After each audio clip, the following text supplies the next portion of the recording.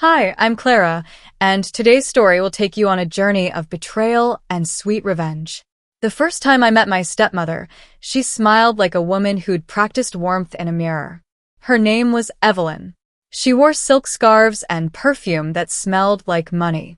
My father, Tom, had been lonely after my mother died. He wanted someone to share his evenings with. I wanted him to be happy. I wanted to like her. I tried. At first, Evelyn was careful. She asked about my job, my apartment, the little rituals that made me me. She laughed at my jokes. She brought casseroles. She learned my father's favorite chair and sat in it like she'd always belonged there. But the smile never reached her eyes. There was a tilt to her voice when she spoke to me, a quiet calculation that felt like a measuring tape across my worth. The house changed. Small things at first. My father's mail left on the kitchen counter, his checkbook on the dining table. Then bigger things. My father stopped calling me as often. He started saying, "Evelyn and I are going to dinner," instead of "I'm going to dinner." I told myself I was being paranoid. I told myself grief makes people do strange things. I told myself to be patient. The night it happened, the house smelled like roast and rosemary. My father had invited a few neighbors and cousins for Sunday dinner, nothing fancy, just a family meal. I arrived early to help. I set the table, smoothed the linen, and watched my father fuss with the gravy boat like a man who'd been given a second chance at domesticity. Evelyn moved through the kitchen like a conductor, directing, smiling, making sure everyone had wine. We sat. The conversation was light at first. Weather, the neighbor's new dog, my cousin's promotion. Then Evelyn cleared her throat. She had that practiced pause, the one that said, "I'm about to make a point." She looked at my father, then at me, and said, loud enough for the whole table, "Before we eat, I think everyone should know that Clara has been living off this family for years. She owes us money." The room tilted. My fork clattered against my plate. I felt the air leave my lungs. My father's face went blank. My cousin blinked. Someone laughed nervously. Evelyn continued, voice syrupy. "We've covered her rent, her car, and even her credit card bills. It's time she paid us back." I remember the physical sensations like a film. The heat rising in my chest, the metallic taste at the back of my throat, the way my hands trembled so badly I had to set my napkin down with both palms. I wanted to stand up and scream. I wanted to tell them the truth, that I had never asked for help, that I'd worked 2 jobs to pay my own way after college, that the only time I'd accepted money was when my father insisted on helping me after my mother's funeral. But the words lodged in my throat like a stone. My father, who had always been gentle, looked at Evelyn and said, "Evelyn, that's not." She cut him off with a look that said she'd rehearsed this. "Tom, I'm just being honest. People should know where their money goes." She smiled at the table as if she delivered a clever toast. The rest of the night was a blur. People asked questions. I answered in short sentences, each one feeling like a small surrender. I could see the doubt in my father's eyes, the way he searched my face for something he couldn't find. After dinner, I left with my coat on and the world feeling smaller. I walked to my car with my hands in my pockets, the cold air doing nothing to cool the burn in my cheeks. That night I lay awake and replayed the scene until it became a loop of humiliation. I thought about every time Evelyn had smiled at me, every time she'd offered to help with a bill. I thought about the way she'd rearranged the family photos on the mantel, slipping herself into frames where she didn't belong. I thought about my father's silence. The injustice wasn't just the accusation. It was the way it made me feel invisible, like my years of hard work were a footnote in someone else's story. For days, I tried to talk to my father. He would start to say something, then stop like a man walking through fog. Evelyn would be there, always nearby, with a hand on his arm and a look that said, "Let me handle this." She began to control the narrative. Small comments to neighbors, offhand remarks about helping me, hints that I was irresponsible. People who had known me for years began to ask awkward questions. My boss called once to ask if everything was okay. My landlord sent a polite email. The humiliation spread like a stain. I felt powerless. I felt betrayed. I felt like a child again, being scolded for something I hadn't done. The anger was a low, constant hum under everything, a pressure behind my ribs that made it hard to breathe. But anger alone isn't a plan. I needed facts. I needed proof. I needed a way to make the truth undeniable. So I started to watch. I paid attention to the small things Evelyn couldn't hide. The way she logged into my father's online accounts when he left the room. The way she took calls in the study and closed the door. I noticed receipts in the trash, a credit card statement left on the counter. I learned to read the house like a ledger. Every time she said something cruel, I cataloged it. Every time she moved a document, I took a mental note. I also started to gather my own evidence. I pulled bank statements from my accounts, saved emails, and printed copies of my lease and pay stubs. I called my landlord and asked for a statement confirming my payments. I reached out to a friend who worked in finance and asked what to look for in suspicious transactions. I felt ridiculous doing it, like I was preparing for a trial I didn't want to have, but the humiliation had lit a small, steady flame of resolve inside me. The turning point in this section is simple. Humiliation becomes fuel. The dinner was the wound. The watching and collecting were the first stitches. I wasn't ready to strike back yet. I was building a case. I was learning to turn the heat of shame into the cool, methodical work of proof. The rest of the story would be about how I used that proof to make the room go silent. After the dinner, I stopped reacting and started recording. Not with a dramatic flourish, no hidden cameras or spy gear, but with a steady, almost boring accumulation of documents and small confirmations. I learned to be patient. Revenge that's rushed is messy. Revenge that's planned is precise. First, I secured my own foundation. I printed every pay stub, every bank transfer, every lease renewal. I made a folder labeled proof and kept it in a locked drawer at work. I emailed copies to myself with timestamps. I called my landlord and asked for a written statement confirming my rent history. He obliged, surprised, and sympathetic. I reached out to a former roommate who could vouch for my financial independence during the years after my mother's death. Each small confirmation was a brick. Next, I started to look at my father's finances. I wasn't trying to be invasive. I was trying to understand the pattern. I asked him casually about bills, about the house, about whether he needed help with anything. He would smile and say, "I'm fine, sweetheart," and then Evelyn would appear with a casserole and a schedule of appointments. I learned to watch Evelyn's hands when she spoke, the way she smoothed a napkin, the way she tucked a stray hair behind her ear when she lied. One afternoon, while helping my father sort through mail, I noticed a stack of statements addressed to Evelyn. They were for a credit card in her name, but the billing address was our house. The dates were recent. I took a photo with my phone and saved it. It felt small, but it was something. I also started to talk to people who knew Evelyn in ways I hadn't before. A neighbor mentioned that Evelyn had been very helpful with Tom's finances and then, in the same breath, said she'd seen Evelyn at the bank making large withdrawals. A cousin mentioned that Evelyn had been very involved in estate planning. These were whispers, but whispers can be threads. There were setbacks. Once, I confronted Evelyn indirectly by asking my father about a check I'd seen in the trash. He shrugged and said, "I must have written it for something."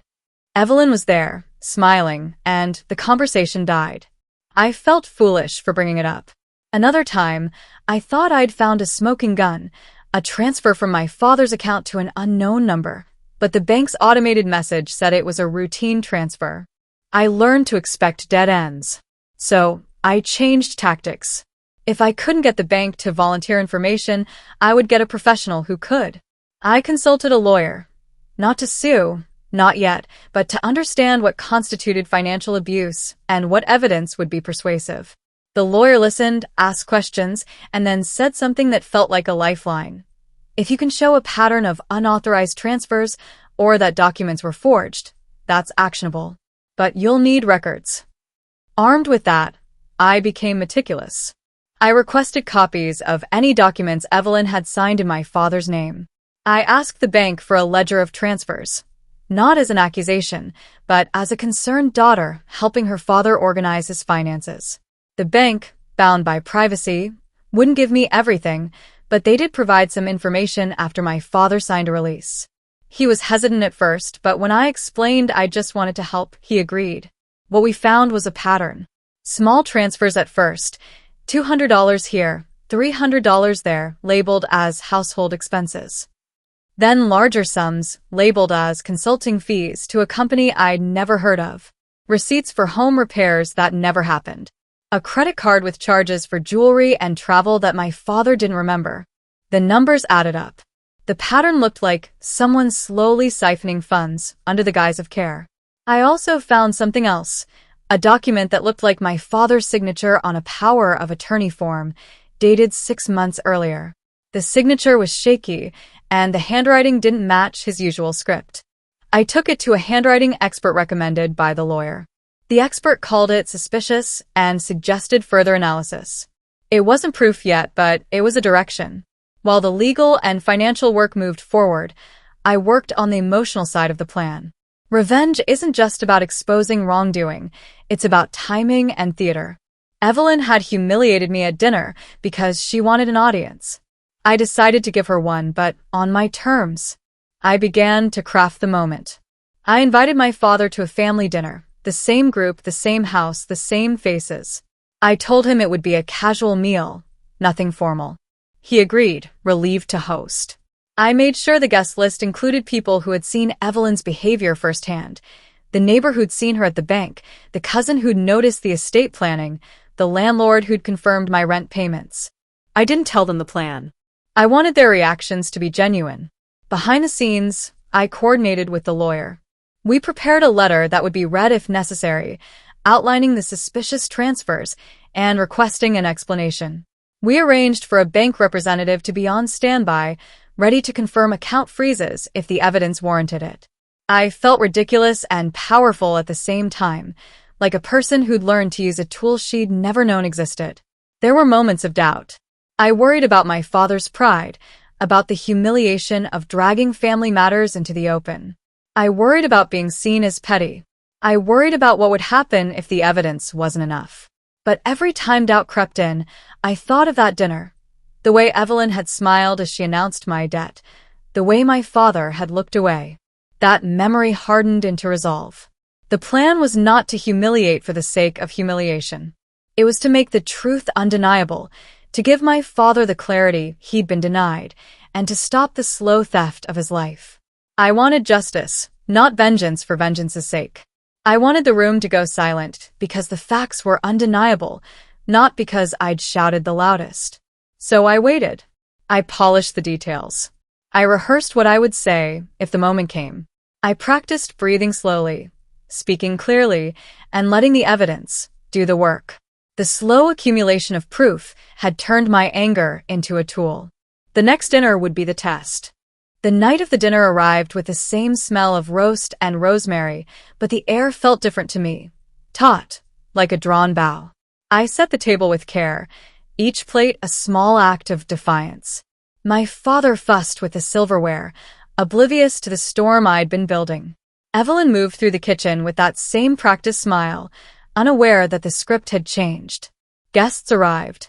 The conversation was polite, the same small talk that masks larger things. I kept my voice steady, my hands calm. Inside, my heart hammered like a drum. I told myself to breathe. I told myself the evidence would speak. Halfway through the main course, Evelyn cleared her throat. She had that look again, the one that said she was about to command attention. My father smiled, and I felt the old fear rise. She began, "I just want to say how grateful I am for this family.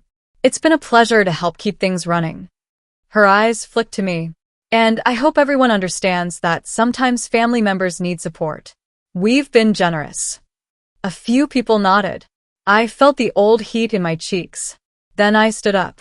The room quieted because standing up at a dinner table is a small, undeniable act. I held a folder in my hands, the proof folder I'd built like a shield. I felt the weight of it, the weight of months of quiet work. "Before anyone says anything else," I said, voice steady, "I want to read something." I opened the folder and pulled out a printed letter from the lawyer. I had rehearsed this line 100 times. This letter outlines a pattern of transfers and documents that raise serious questions about the management of my father's finances. I read it slowly, letting each word land. I described the transfers we'd found, the suspicious consulting fees, the credit card charges for things my father didn't remember, the power of attorney with the shaky signature. I watched Evelyn's face as I spoke. At first, she smiled the way someone smiles when they think they're still in control. Then the smile faltered. Her fingers tightened on her napkin. When I finished, I said, I asked the bank to review these transactions. They've placed a temporary freeze on any transfers pending investigation. I had coordinated this with a bank earlier. They were ready to confirm if needed. I reached into my pocket and dialed the number I'd been given, the bank's fraud department. The room leaned in because the sound of a phone call in a quiet room is like a drumbeat. Hello, this is Clara Hayes, I said, and then I handed the phone to my father. He listened, his face changing color as the bank representative confirmed the freeze and explained that an investigation had been opened into several transfers linked to Evelyn's accounts and to a company she'd used. The representative read a short, formal statement. Accounts frozen.